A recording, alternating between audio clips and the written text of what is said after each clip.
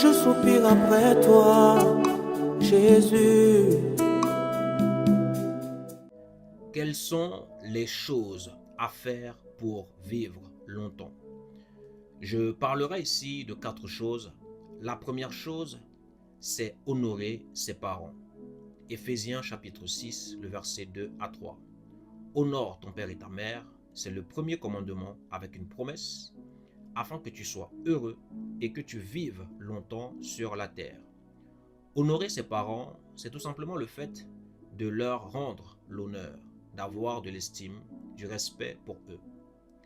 La deuxième chose, c'est avoir la crainte de l'Éternel. Proverbe chapitre 10, le verset 27. La crainte de l'Éternel augmente les jours, mais les années des méchants sont abrégées. Alors, c'est quoi la crainte de l'Éternel? La crainte de l'Éternel, c'est l'obéissance à Dieu. On peut voir cela à travers une histoire dans la Bible, dans le livre de Genèse chapitre 22, du verset 1 à 13. Dans cette histoire, Dieu va demander à Abraham de sacrifier son fils unique Isaac. Et Abraham va obéir, il va accepter de donner son fils à Dieu. Lorsqu'il allait offrir son fils en holocauste, l'ange de l'Éternel lui dit ceci au verset 12. « N'avance pas ta main sur l'enfant et ne lui fais rien, car je sais maintenant que tu crains Dieu et que tu ne m'as pas refusé ton fils, ton unique. » L'ange de l'Éternel a reconnu que Abraham craint Dieu parce qu'il avait obéi à son ordonnance. La crainte de l'Éternel, c'est aussi le fait de commencer à avoir la connaissance. Proverbe chapitre 1, le verset 7. La crainte de l'Éternel est le commencement de la science ou encore de la connaissance. Les insensés méprisent la sagesse et l'instruction. La crainte de l'Éternel, c'est aussi le fait de commencer à avoir la sagesse. Proverbe chapitre 9, le verset 10. Le commencement de la sagesse, c'est la crainte de l'Éternel.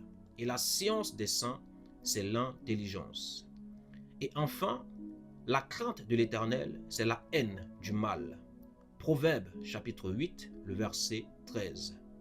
La crainte de l'Éternel, c'est la haine du mal. L'arrogance et l'orgueil, la voix du mal. Et la bouche perverse, voilà ce que je hais. La troisième chose à faire pour pouvoir vivre longtemps, c'est le fait d'être ennemi de la cupidité. Proverbe 28, le verset 16. Un prince sans intelligence multiplie les actes d'oppression, mais celui qui est ennemi de la cupidité prolonge ses jours.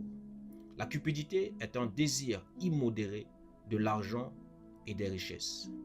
La quatrième chose, c'est le fait d'écouter et de recevoir ou encore d'accepter les paroles de Dieu.